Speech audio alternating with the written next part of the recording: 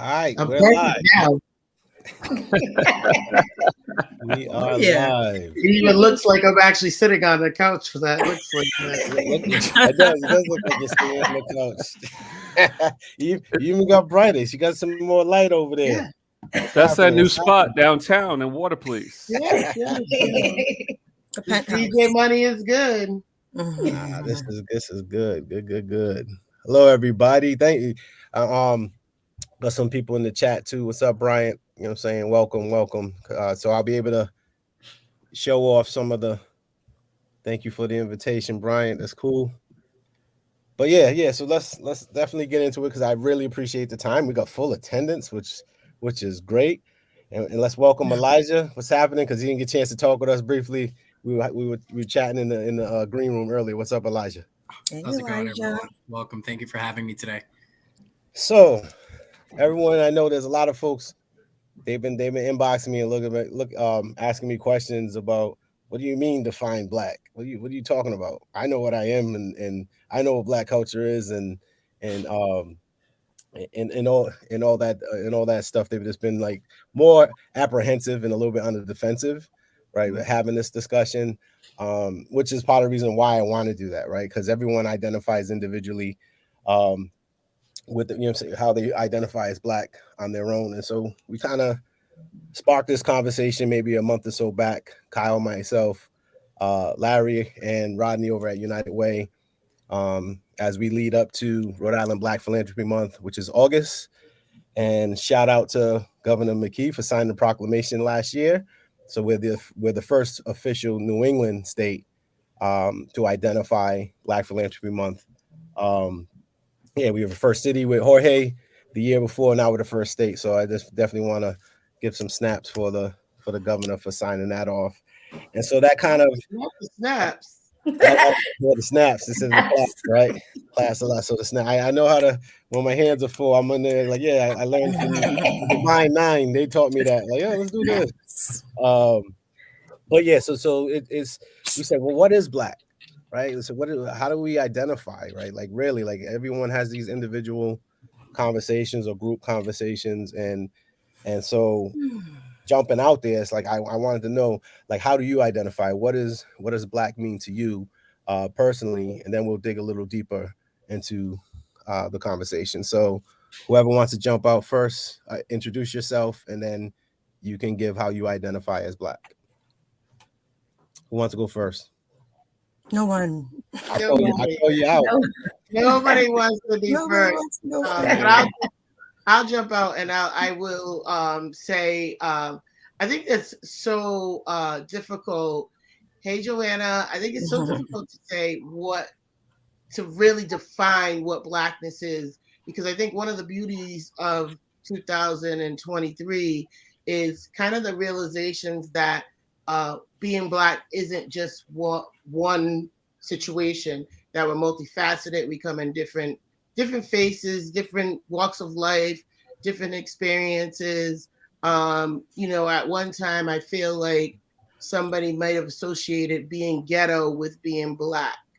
And the reality is, I think that we've come to a place where we've been able to identify as a people that, while that may be an experience for some black people, that's not an actual characteristic of being black. Right? Got it. Cool. All right, give us some more snaps. I'm not gonna.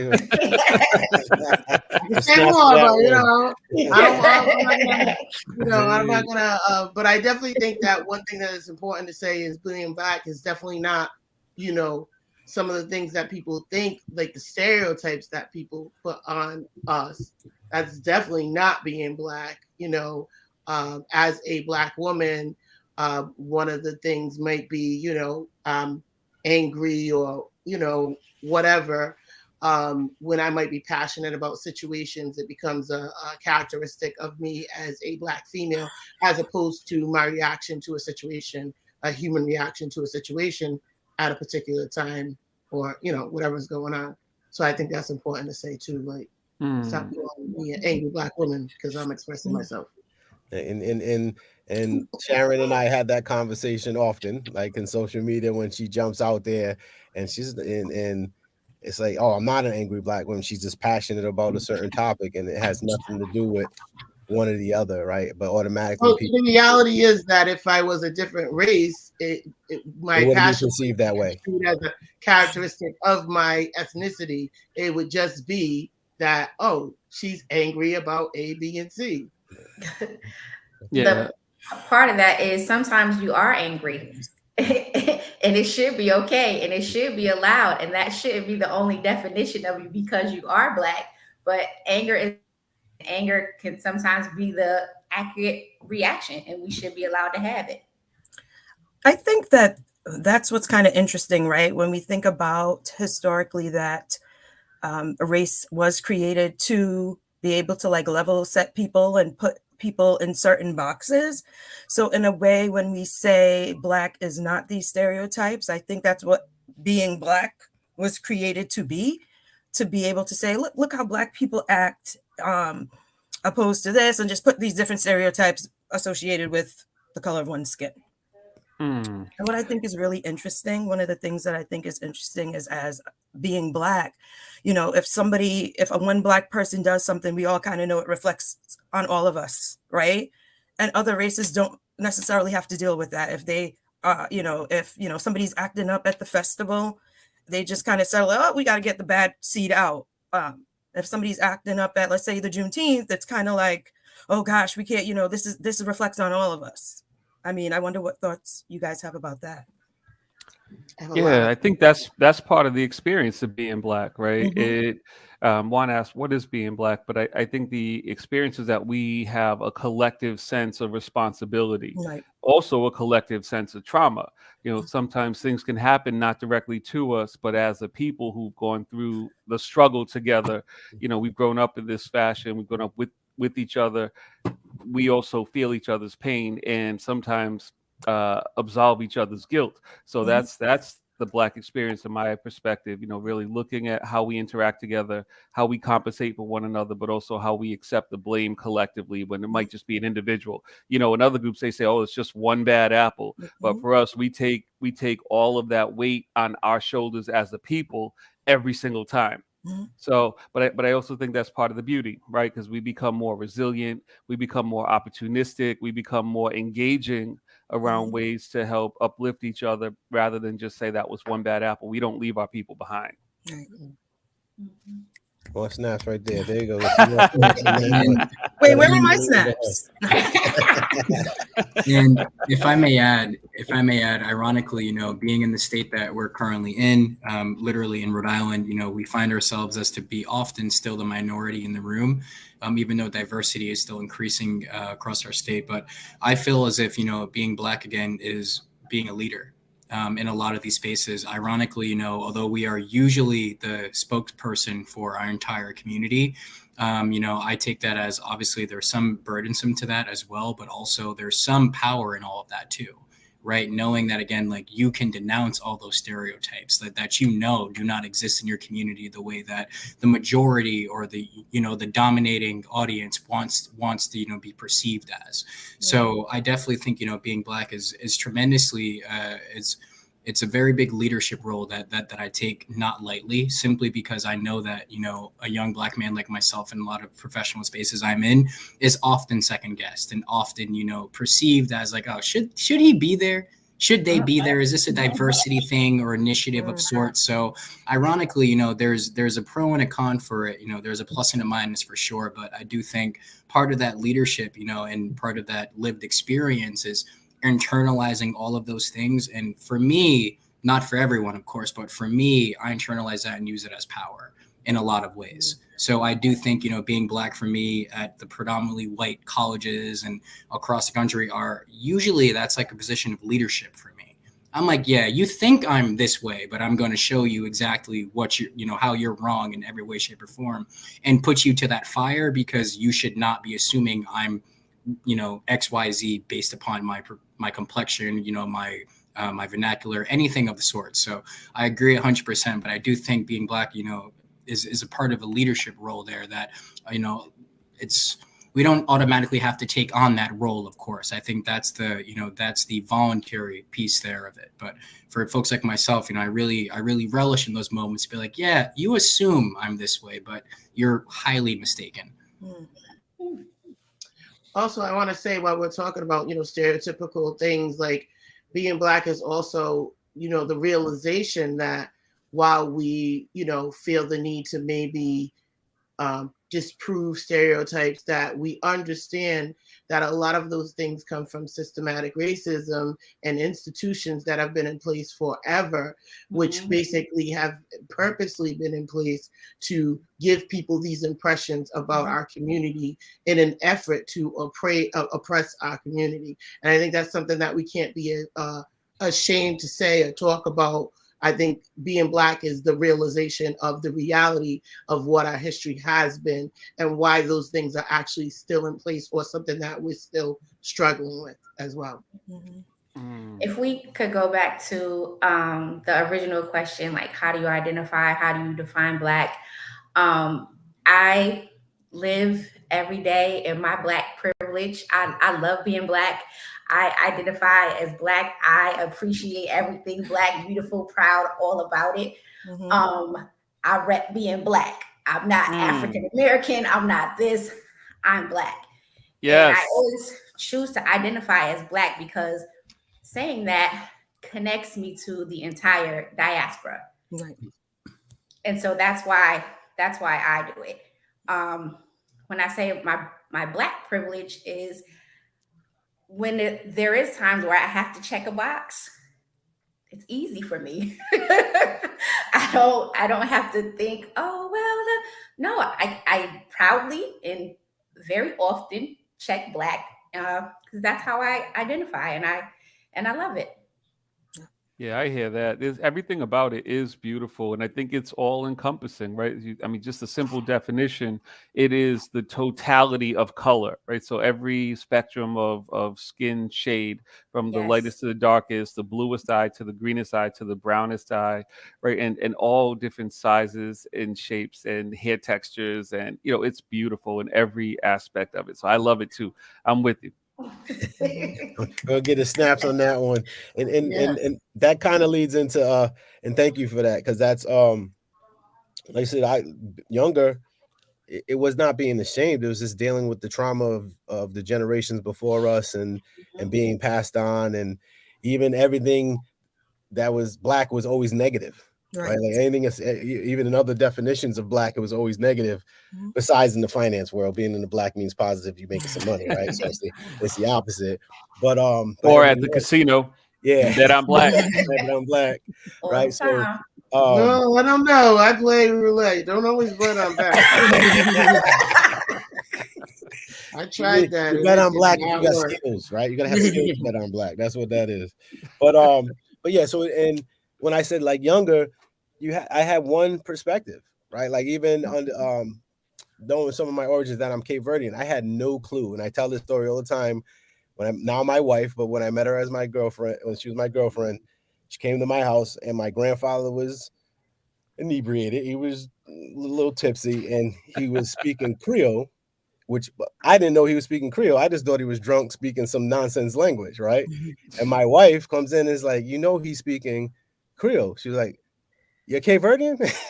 And mind you, she's first generation here at Cape Verdean, her parents, and I had no clue, right? And so that actually, I was like, wow. I asked my grandmother. She said, she said, we're from Cape Verde, from Fogue. Grandpa came from Cape Cod and moved here, but he assimilated into the community. So he didn't speak the language, only behind closed doors. My grandmother never knew. My mother never knew the language. So I just assumed I'm like everyone else in the community. You know what I'm saying? I didn't know, you know what I'm saying, where my lineage was. And that just piqued my curiosity, right? And as I've grown, you know what I'm saying, I like to learn all the different pieces of me. But I'm Black and proud. I love Black culture, regardless of the negative and the positive. It's just what I grew up. I think it's the most resilient, you know what I'm saying, that exists. It's the most creative, so it's like, because we had to make do with what we had to make do with, right? And then so just I take that pride. I take that pride on taking nothing and make it into something, right? The only thing I dislike is the fact that we always have to seem to come from a disadvantage. So I love what you said about Black privilege, right? So why is it always going to be white privilege? And then what is it, Black other? Right? Everything's like, oh, listen, I'm privileged to be Black, right? There's some privileges that come with who I am. And so there's definitely a sense of pride. And then there's also the sense of divide. And that's kind of why I want to have these discussions and to bring more of the positive light to it. It's not always a negative perspective. And in like every group, everyone has their situations, right? But they seem to polarize ours, right? And I said we have a lot more trauma attached to our situations than most. So speaking of that, like, I know you're proud, but give me a moment when you didn't feel as proud or didn't feel as connected to your Blackness. And was there ever a moment? Maybe in childhood, and as an adolescence, dealing with colorism and stuff like that. But I dealt with a lot of that stuff outside of my household. So when I say my Black privilege, I was also privileged to have parents who had those conversations with me in the household. So I was also equipped with the tools to combat that from a young age. So, snaps. Like I don't code switch. Nope. I don't, and I've been in a lot of PWIs, and I just don't. So I take all of that with me, and I just use my tools. But if I could think back, it would probably be learning to deal with colorism within my community growing up. Right. I mean, I had a similar upbringing. So we migrated here from Trinidad and Tobago. So we came to the States when I was around 2 years old.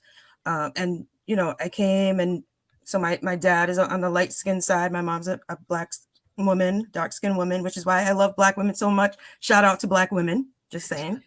Black girl magic. Snaps. Just the perspective is my dad, even though he was a Black man, right? He still came to the States with preconceived notions about Black people in America. And so within our family, there was this little level of like racism, if you will, or prejudice or what have you. And I think that really, his position really made me dig my heels into being a Black woman. I'm like, I'm Black. If he doesn't see it, I see it. And I would never choose to be anything other than Black. It's an amazing thing. Just saying. Yeah. Anyone else want to jump out there? Because Tracey she touched on something that I'm going to segue to, but go ahead, Kyle. Yeah. In high school, at one point, I tried everything, right? A part of that experience, I think, is really being open to new opportunities. But this one year I tried lacrosse, and there was a dude out on the field for my team. And one day he thought it was cool to use the N-word at me. And I was new to lacrosse, but I also knew that stick was a weapon. So I cracked him right across his helmet. Bam.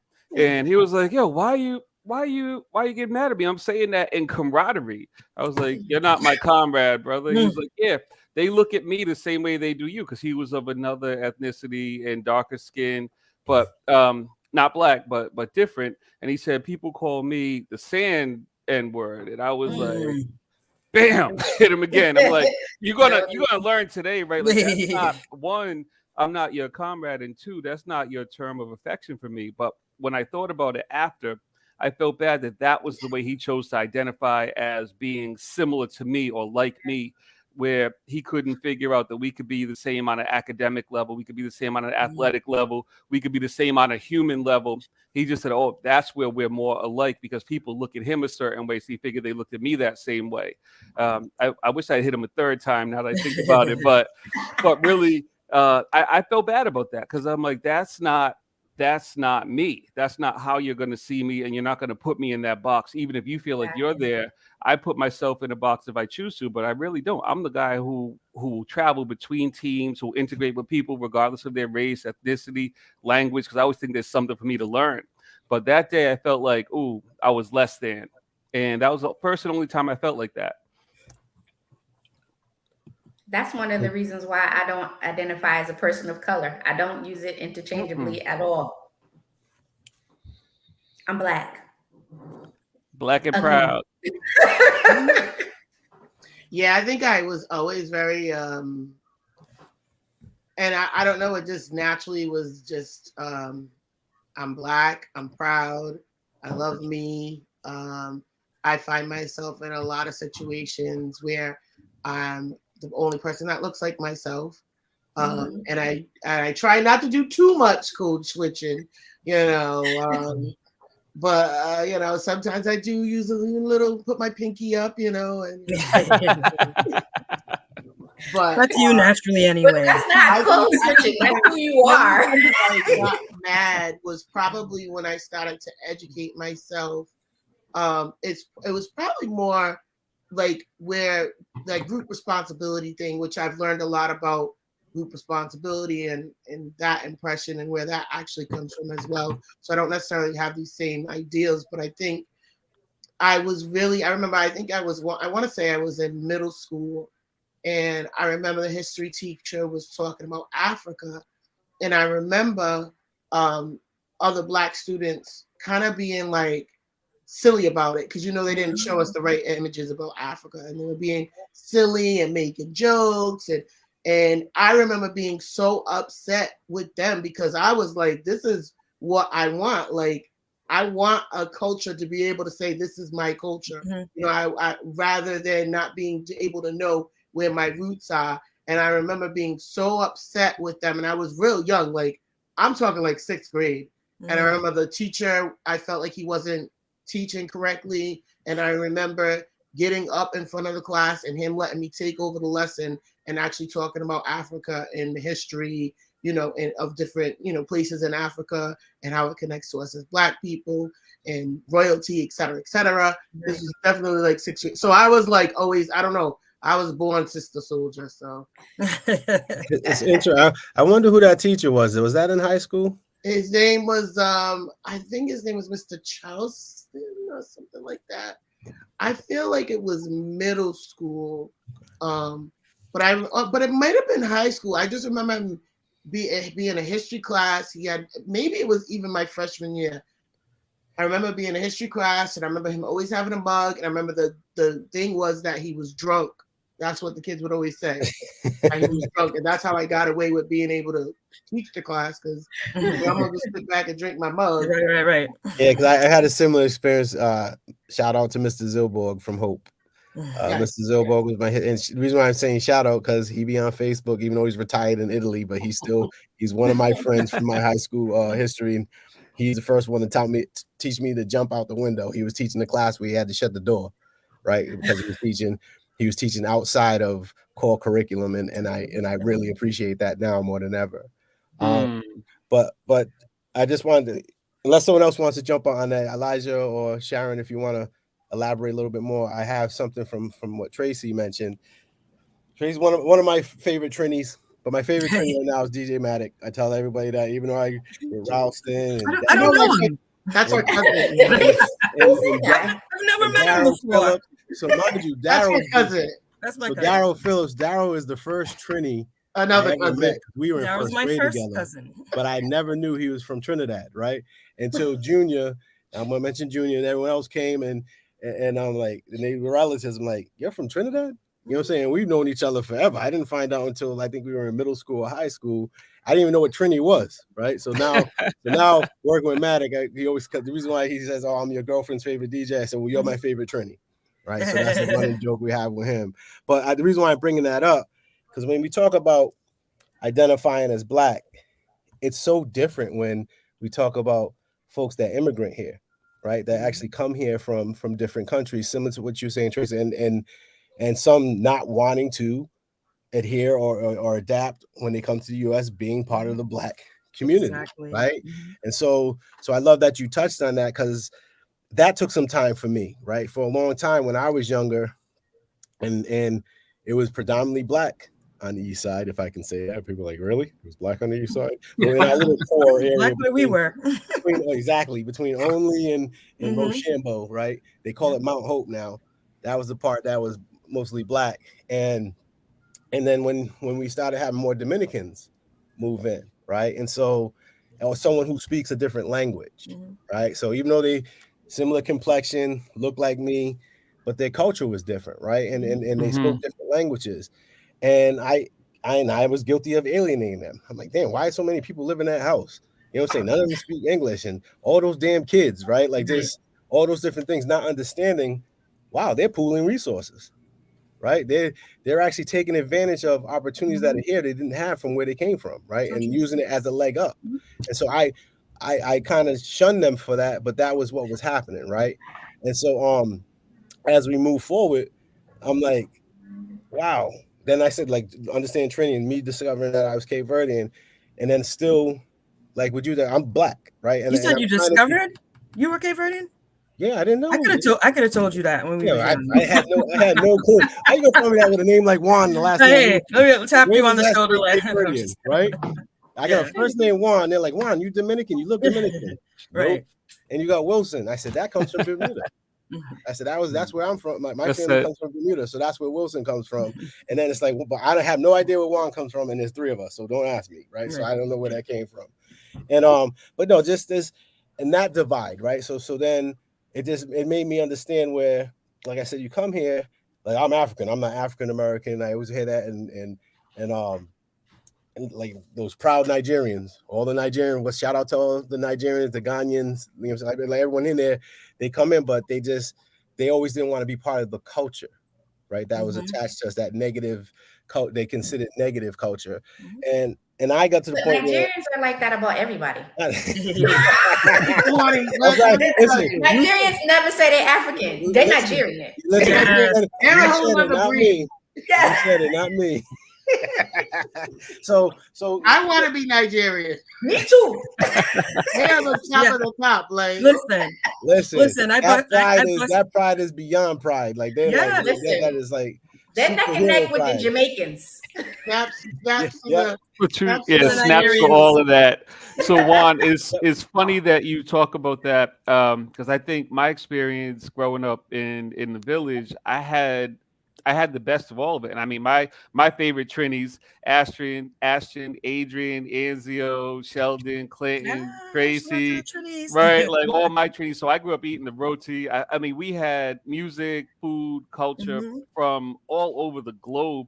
And it was family. Everybody was family. We were in each other's houses. We could eat each other's food and learn how everybody's family was really raised and how they ended up coming here. So it was a different experience. So that's why I say, for me, Black has always been beautiful because we had such a rich connection, a thick history that we were celebrating, and we could learn from one another in a way that I don't think everybody did growing up. So my experience, your experience were probably the opposite extremes. I was like, hey, we started getting Dominicans in the village. I was like, oh, cool. That was another language I haven't learned or heard from. But I do think there's something about the distinction in terms of appreciation for language, culture, and a sense of hierarchy. Who's at the top? Somebody mentioned Jamaicans, somebody mentioned Nigerians. I do think there is this internal competition. Certainly. But when it's healthy and productive, I think that's great. When it's demeaning and potentially harmful, I think that's what we got to be careful. Yeah. Well, Kyle, you bring up a really great point too, as well. And like, without like bringing too much of the theoretical stuff in it, but like a lot of this is rooted in like the theory of distancing yourself from the proximal host, right? And like black people being the proximal host. And we've got all these negative preconceived notions about us that are steeped in generational like stereotypes and trauma that, unfortunately, however you want to look at it, depending on where you are on the spectrum, but individuals who are able to have that duality of having a home nation, family roots where they can trace back, and also have, like, for example, I have several friends who are Nigerian or Liberian, and once their parents felt like they were too culture and rooted in Black culture, adopting things that typically like myself and my friends would do, they were sent back for the summer. They were sent back to Liberia and Nigeria for the summer. And again,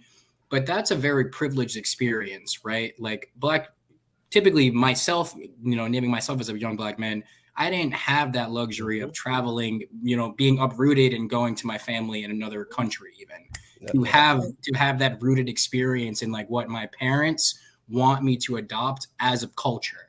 Whereas like for us, I was fully submerged in it in my neighborhood. So I do, I definitely can resonate and sympathize with that. But I'd also like to challenge that notion, because I honestly, we're all fighting for very scarcity of resources that exist for Black people in general, regardless of how you identify ethnicity wise, right? Like you can be Liberian, Nigerian, Jamaican, but to our social services, to our, state systems, you're Black. Talk about it. And that's one of the very interesting parts that I experienced going to college out of state. Being a lighter skinned man in New England is very different than being a light skinned man in DC or Atlanta, right? So the level of colorism is so unique here. But, I just want to challenge the notion of like, I empathize and sympathize with our, our brothers and sisters and theys on our Black spectrum who might come from a different host nation. But ironically, again, they're in New England, they're in Cranston, Providence, Warwick, in these same districts, in these same spaces that we're battling. So, yeah, I always found that so fascinating, though. And I never really understood that until I got to college, where people would say, you're light skinned. Your life has been easy. And I'm like, you don't know where I'm from. I'm from Rhode Island, where I'm a Black man. They're not seeing the light skinnedness in this, right? Like we're not from a chocolate city that has historical Black roots. Or at least we do, and I imagine our colleagues in Newport would probably argue against that, that we don't have Black roots. But for predominantly, like, I didn't think of Black role models until I was an adult. So, yeah, I think that's a very connected subject there, Juan. Thank you for bringing that up. And I love that. I always say that there's a huge difference between ethnicity and race, and that you really, no matter what, no matter how you want to identify ethnicity wise, you're Black, you're Black. Speak on it, Sharon. Go ahead. Speak on it. Speak on it. When you roll, you're gonna be Black. Right. That's it. And I want to. And you're not gonna be like, oh, you're one of those different Blacks. You're one of those high class Blacks. It's Black. And I like that you just said that too, like the different Black, right? So, you mean a different class of Black, right? Because that's what it is. We can talk about classism, right? Like as far as we went into colorism, which is something I'm real big on. I love the Divine Nine, but every time they act a little funny between the AKAs and the Deltas, I call you out. And I love my sisters, but then I said, but I can see that's where I first learned about colorism, right? Was within those particular communities, right? Like I talked amongst them and I'm like, wow, this is sisterhood.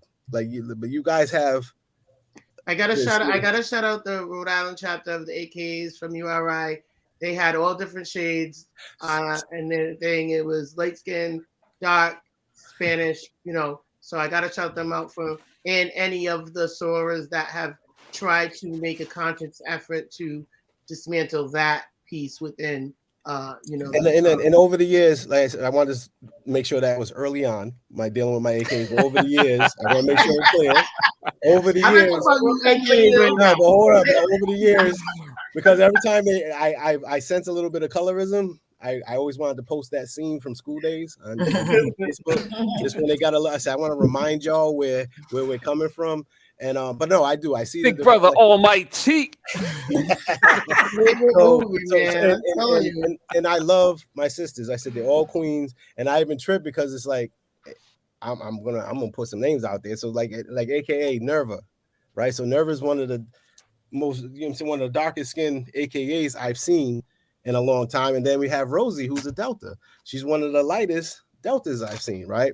But I love them when we talk about coloring, but what they bring as far as character, what they bring as queenism, like this being queens, like I try not, when you say don't see color, that's bull, but I'm like, I'm trying, what I do is I try to see through it, see the person, inside there and get past all that extra stuff. Even now, between Black Sav, if everyone knows the comedian, and Kobe, they call me an honorary dark skin. He's one of the, what's that mean? You got dark skin tendencies, meaning some of my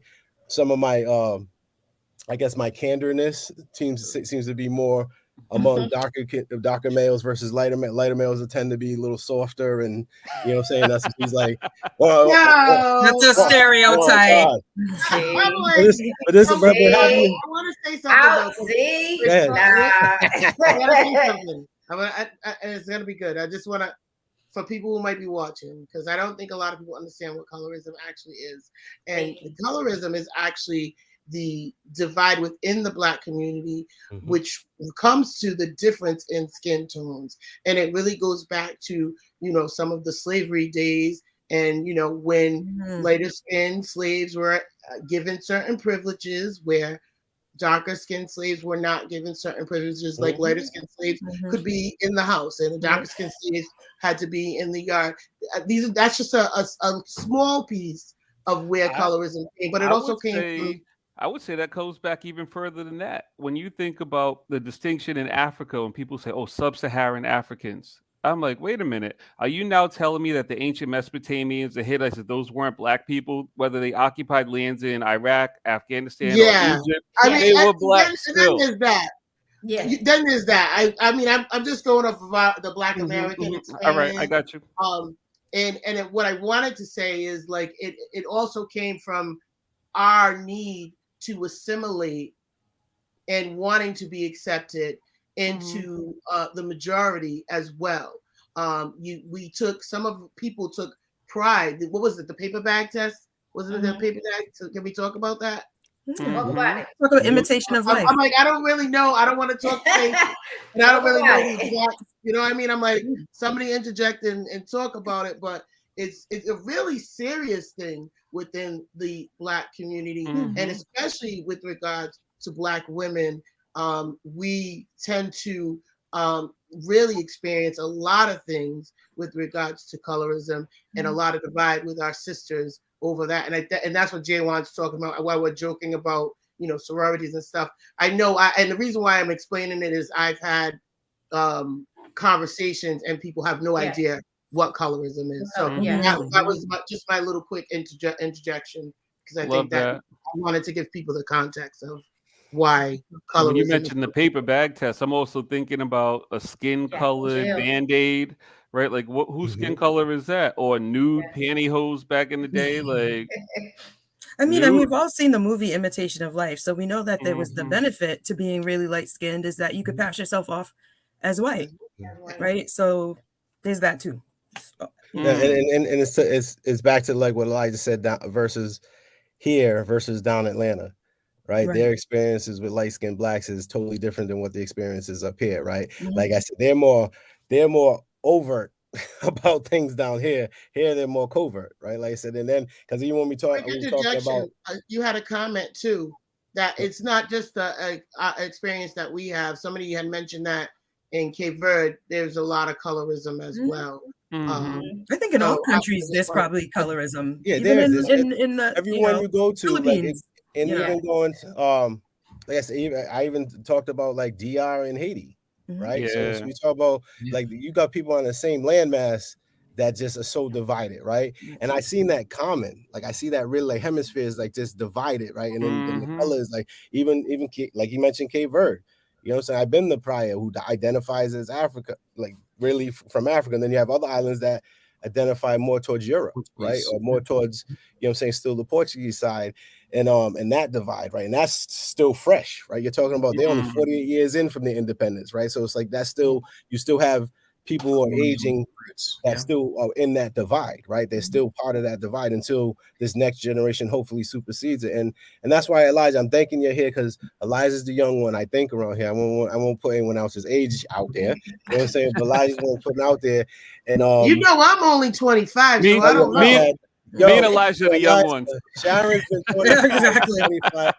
I'm forever young. For 40 years. She's been 25. Been 25 for 20 years. But like Ellijah and I happened talking about birthday at Kyle's birthday celebration. Like, we were the first time we were able to sit down and talk, and finding out who his family was. You know, so I'm gonna have to bring it up like this. He had me teared up and choked up. Put it that way. Like finding out like just his connection and his roots to someone that was close to me. You know what I'm saying? I'm like, and then when he said it and now every time I look, I can't unsee it. right? I can't unsee it. I'm seeing it now. You know what I'm saying? And but yeah, man, it's just I appreciate that you getting that perspective at a young age, right? Because this is what's going to change what we've been trying to. We talk about it's going to change the way we view things. I'm optimistic with this next generation.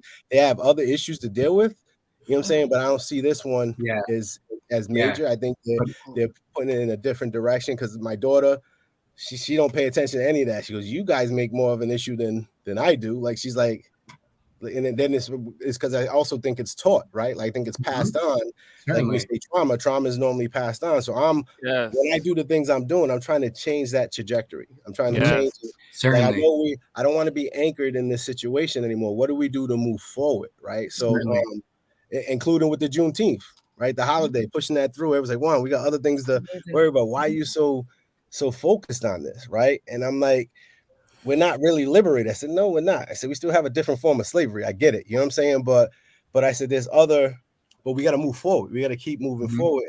And I just love having this celebration, right? I don't want it to always be where it's always from a negative, you know what I'm saying, situation. I said, this isn't, yes, we're still not liberated. I said, also, okay, we're moving towards it, but now we're going to celebrate as a people, right? So now we're a full long weekend. I said, there's also an economic reason why I was pushing that. Right, because during that weekend, it's Black buying from everybody. It's an American holiday, but they're gonna focus on the commerce that we put out there. You know what I'm saying? So that's a way for our community to even earn some dollars, right? So like to really focus on that. So there's other bigger picture reasons on to make this. I'm on some legacy thing. I want things that when I leave the earth, it's a little better than when I got into it. And now I can say that's done. The Black philanthropy, things that can continue to perpetuate positive and more fruitful things versus dwelling on the past 24/7, right? I said I never get out, look in the rearview mirror. Only I am not trying to go back. Well, and if I may add, just in the last year or so, I've met a lot of younger professionals across our state, and who want to work, right? Who want to take up a lot of these issues that many of us are experiencing in a different way that all of you on this call have, and like our parents and our generations before us in general. So I would argue too that, it's about sharing that information, sharing those lived experiences, but not necessarily harping on the trauma to where it's a point of like, oh, this is a helpless fight. That's not really it, right? Our youth across the state feel encouraged, feel engaged. Social media is a massive thing for them. They're learning so much about other communities and other Black and brown youth who are impacted in the similar light across the globe. So I would argue, that for our local youth here, from our high schoolers, the youth that you impact, your children, your cousins, your family, share those stories with them, share that knowledge with them, but also share the positive moments you've had in these fights and these victories, right? All these small victories certainly add up for them. And for us, I should say, right? So as a young adult, like I want to learn more about the work that the NAACP has done from the people who have done the work, not reading a textbook, not reading an article, right? Like those qualitative accounts and those, that story sharing it's key. It's crucial. It informs our work, but it also like shows us again that this work is a continuous thing. And that's sometimes, kind of daunting and it's like scary at points, but it's also like, look, you're carrying on this much larger fight. And now you've got the resources that community members before you have laid out. So, whenever I'm in these spaces like in NAACP lunches or like our historic foundations for the Black movement and Black struggle, I want more information. I want to learn more about that. I want to be able to articulate that in my lifetime now so that, again, just like the people before me, the people on this lovely painting right here, do exactly what they did and carry that torch forward. So, again, like youth are more resilient than we think. Youth are much more resilient than we think, and they're struggling and grappling with the same issues that a lot of us are, being Black and brown individuals in our state. Elijah, did we move? We ran up right? We lost you on a point. You froze right on a good point. I was saying, I heard him. We had to struggle. You heard him? You froze for me. Youth are extraordinarily resilient. They've got that internal struggle without the vocabulary, without the foundational supports that all of us have on this call. So, informing them, but not giving them the solution right? Letting them grapple and struggle with it on their own so that they can make it unique to this current demographic and generation. So yeah, I mean, it's always so powerful being in those spaces. But when I don't leave with anything, I'm like, I want to be able to share this. I want to be able to inform folks who are not in this room. You know, I think you make a great point about social media and how our youth has more exposure to what's going on in different countries. Because I think that, and we spoke about it a little bit, like growing up, I think that when Africa was mentioned, and I think we all heard this African bush boogie phrase, we didn't quite have that pride that I feel like folks are able to tap into by seeing the different, you know, the different sides of the realness, right? Yeah. And just wanted to mention, I don't know if y'all heard that you no longer need a visa to go to Ghana. The man who rules that country, I'm not sure if it's a king, if it's a... He said, he wants all Black people to come, right? They said, come back home. And just that sort of stuff that's happening, I think is amazing. Make that your land. I'm going to Ghana. Girls trip. Right. Girls trip. I cry. Let's go. Angie and Kuma, you hear that, right? So you're going to have to be our travel agent because you're going to know Right, everything. right. And shout out to Frank, Angie. too. Frank, too, is always trying to bring people to Ghana. He's like, oh, let's go. I'm going to Ghana. You come with me. Like, it's like I he's will going definitely go to Ghana. way. We're staying at their house. Exactly. Yeah, so nah, this is great. This is like we're and it's not about all negative, right? Like I said, like now we're talking about experiences, but I love what you said, like it's that you love the stories, right? And youth being more resilient. And sorry if I keep leaning towards that, everybody, because that's the whole purpose of doing this, right? It's that next generation and inspiring them.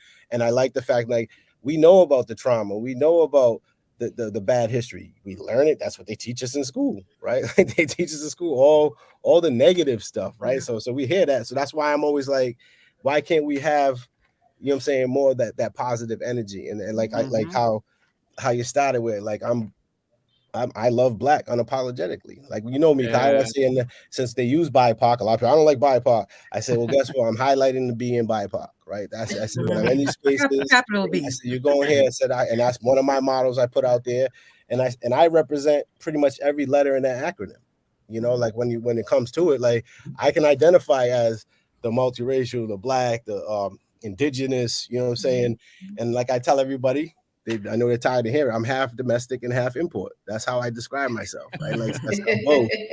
So I can jump in one and be proud of it, right? Because when we talk about culture, even language, you know, and different hosting spaces, like Ellijah said, I want to have cultural experiences. Right. Like, so it's like, so I want to go somewhere. I wish I knew the language, right? So I can really talk about where I'm at, where I'm visiting, where I'm experiencing the food, you know what I'm saying? The music, you know what I'm saying? The beauty of the land. Like I didn't care about that when I was younger. I only knew Pleasant Street and Camp Street, right? But and maybe don't forget Brian. Don't forget Brian. Don't forget Brian. He was born on Cypress Street. Yeah, no, he said that. 1975. That's what he said. 1975. He was born. I know that's why I like that, brother. Yeah, and Brian he's probably a good track star too. Living on that street is no joke. Coming up and down that street. Shout out to feel like anybody who identifies as Black is part domestic and part imported. Like that's just who we are, especially in this country. Exactly. You know? Yes. So I mean, I'm Black, you know, my family's American, and my mom has been fortunate enough to be the historian in our family. And my mom's able to trace our family back to the 1700s in this country. Amazing. Right? Yeah. But I also look at myself as important because I understand that there's parts of the Black American culture that are so African that it's undeniable. So even just knowing how to braid and understanding that all the math, the science, and the art, and knowing how to braid, man, I've been a genius since I was 7. Yes, I love it. And that's, you know, that's part of the historical aspect, right? Thinking about Africa and where the first college was created. So when you talk about high school and college access, when you've heard the phrases over the years that Black people weren't allowed or didn't have access to, I'm like, how can you deny access to something that we created?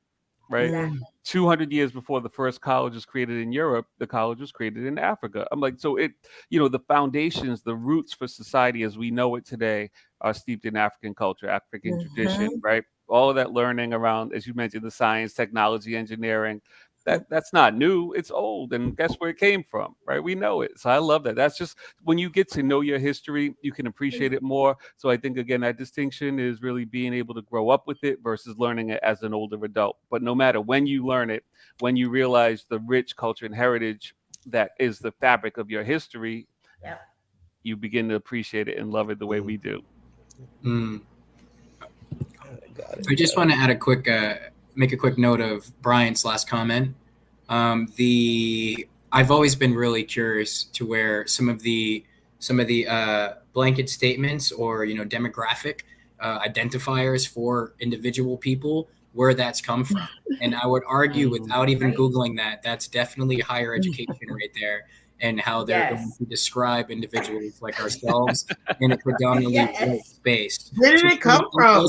Question that too, because I don't know where that came from. It just spontaneously, formed itself. Ellijah, and it's when I push back. So it's like handling us, right? It's like they got to put us in a junk drawer. It's like we got to find a way to.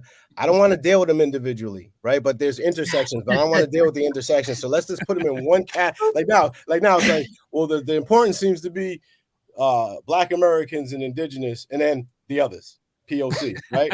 So it's like, we don't want to identify. That's too many. Don't leave anybody out. It'd be a longer acronym, right? So it's like Black, Indigenous, and everyone else, right? But that's actually the point. If you're not Black or Indigenous, then do you identify as BIPOC?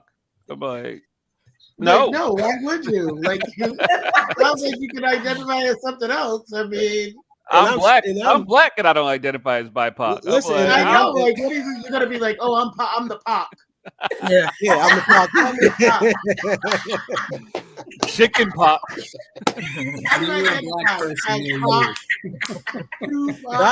Not Tupac. I'm the Tupac. You rep Pac. No, and it's also, what's that? I'm still confused when they ask you, do you identify Hispanic, white, or non-white? I don't understand. Non-white Hispanic. Yeah, I'm like, I don't get that. I said non-Hispanic. I thought it was non-Hispanic, Hispanic or non-Hispanic. No, it's like, yeah. I see white.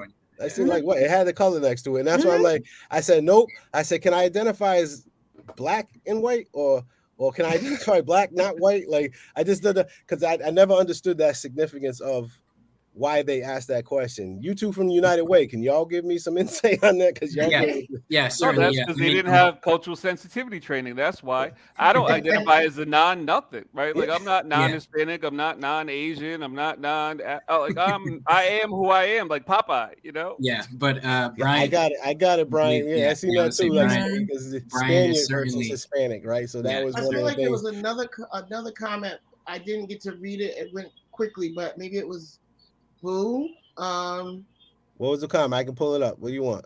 I believe he was talking about it was back when we were talking about Drake, and when you talk about Drake and this one here. Yeah, that promotes the racism, colorism of Brown versus Drake Steph versus Curry and Drake versus it's a real thing. And I think that's one of the things that I was trying to touch on earlier about these things that are in place that continue to reinforce these negative things that we have going on in our community. And it does happen often, and the mechanism, is, kind of the man behind the, what is the mechanism behind that? Yeah, and you're right. When I talk about even our trauma and our emotional intelligence, right? The mechanism is that they know we have triggers. Right, so they know we have triggers that are instilled in us from generation to generation, and so they identify what they can do to trigger those type of responses or behaviors, or just that's how I look at it. My perspective is that when I say they, it was like, who's they, right? When I say that, it's like who's the man behind the scene or woman behind the scene, because I give it equal both. I'm liberal, man or woman, right? So but who is that influences, and then sometimes I don't care about the wizard behind the curtain, I want to be able to avoid that effect. You know what I'm saying, on my end. Not someone have so much control. You know what I'm saying, on pushing those buttons, pushing those triggers, right? Like when we grow up with relationships, right? My mom's like, love yourself. You gotta create your own happiness, right? When I was younger, I'm looking for it in somebody else, right? And you know what I'm saying, looking for that you know what I'm saying, that not having that self-love, right? And over time, I realized you're right. No one's gonna love me like me. No one's gonna treat me like me. And don't get me wrong, I love my wife, love my kids, you know what I'm saying, my friends and family, but you really have to be comfortable with yourself, and that takes time. But with our young ones, they're doing stuff where they can trigger it. And that's why I like when I said Ellijah, he said, we're more resilient than you think, right? And it's like, he said, we've been told so much negative. The only other way is to go positive, right? So it's like, all right, we don't want to hear that. We want to hear more of the stories that resilience we talk about our culture. Where does that resilience come from, right? From those stories, from those experiences. That helps me if I was like to build my resilience, right? To build what I'm going for forward. So I love sorry, someone else posted something. He's put, do the right thing. Michael Jordan isn't really black. Okay. What does that mean? Oh, I said that one. You just put out a loaded thing, and we ain't gonna get into that because I have like 3 minutes with you guys, and I gotta go. I don't think I got time to do that. No, that's the interesting thing. When Michael Jordan and Larry Bird were going head to head, you look back at those tales, and now they saved the NBA, they saved basketball. But to Boo's point about the mechanism, when you have Steph Curry and LeBron going at each other, it's about who has the most savage athleticism and who can really outdo the other one. It isn't about the league or the greater good. It's about them and who can be the worst at what they do. And I just think that's that colorism again, right? That's the mechanism that Boo was alluding to. The man behind the screen, which you might not acknowledge or want to highlight, they do put words on the teleprompter. They put words in the mouth of the announcers, and they add fuel to the fire. They use those triggers you identified, and they continue to keep us at one another. So we even fall into like, oh no, Steph Curry. Oh no, LeBron James. Is it light versus dark? Is it good versus evil? Or is it just two brothers playing ball like Bird and Magic, like Bird and Jordan, right? Like I don't think we should keep falling into that. But we've got to talk about that mechanism, because entertainment, it's not really entertainment. We have to know everything about every entertainer's personal life, their backstory, in order to listen to a good song or watch a decent game. That's where we're falling into the trap. Because it doesn't happen the same way for everybody, but it definitely happens for us. There's more information about our entertainers that are out on the internet than any other race or ethnicity, and that's not by chance, right? Yeah. Got it. And on that note, we're going to have to have a part 2. We're at the hour. This is gonna be a series moving forward, like just having these discussions and some other topics too, because I want to talk about, the black business, black entertainment, so even what we do locally, especially with you, Sharon. Some of the challenges and the wins, just being in that space. And we're gonna definitely talk about our black queens, right? As you talk about trifecta and all that, all the different things that you deal with. Yeah, I'm black, I'm a woman, like it's like there's so much more in that discussion. I'm a leader. But yeah, we're definitely I didn't want to think about being an entrepreneur right now. Listen, great risk, there's great reward. Yeah, you got it. It is. You build that strength, Sharon. You know that she's gonna be inboxing me soon. So no, she's gonna be inboxing me with something. And but I really appreciate everyone's time. And I'm looking forward to continuing discussion offline. Some folks, they can come back and watch this and put some comments and kind of season the next conversation. But I really appreciate everyone's time. Go enjoy the rest of your eve. I'm gonna go grab something for dinner before I head home. And that's where my husband is waiting. He's been patiently waiting. Yeah, I'm chomping at the bit to go eat. I was gonna say, hey, great. You're in that fancy house now, cooking in that nice kitchen. I know. Right? And while you're cooking, he could be playing the piano for you, right? Like, hey. I'll let him cook. I'm gonna get on the keys. I agree. Thanks, everybody. I'll talk to you. Thank you. I appreciate it. Thank you. Stay black.